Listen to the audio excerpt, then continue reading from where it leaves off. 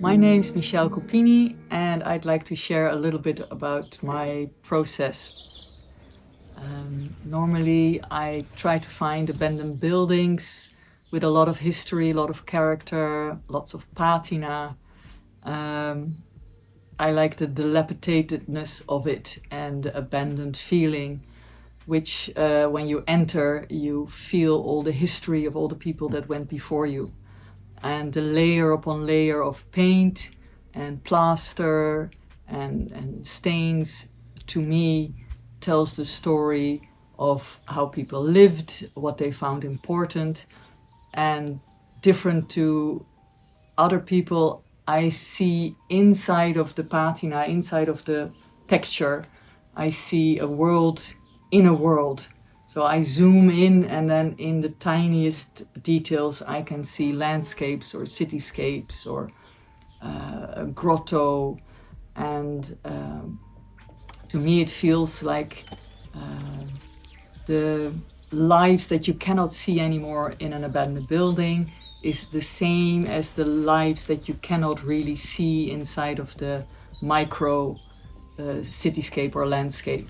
Sometimes I will add on the printed photo, I will add with like pen drawing little figures so people can see what I see in it. And sometimes it's just not necessary, and I'll just leave it to the imagination of the person looking at the artwork. Well, I'm here and trying to find my way over an attic. Oh, this is beautiful. Still life after still life. This tells stories of the people that used to live here, which I like.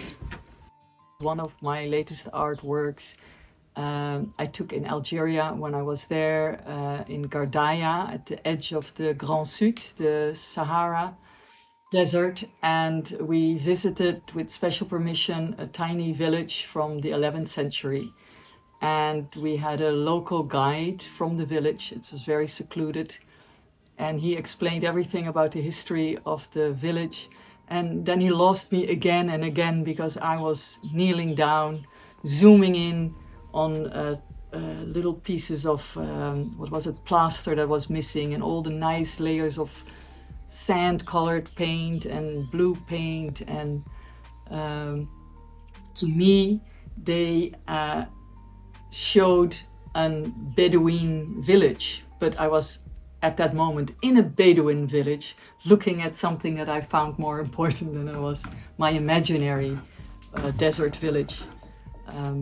I thought it was really, he thought it was really funny, but later on he tried to point out all the patina that he knew was hidden in the village, and he showed me like, oh, this would be good for your artwork and that would be good for your artwork.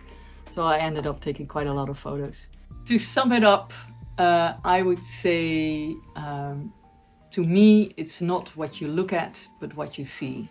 And I see different things than most people, but I really like to share with the world a little bit of my world.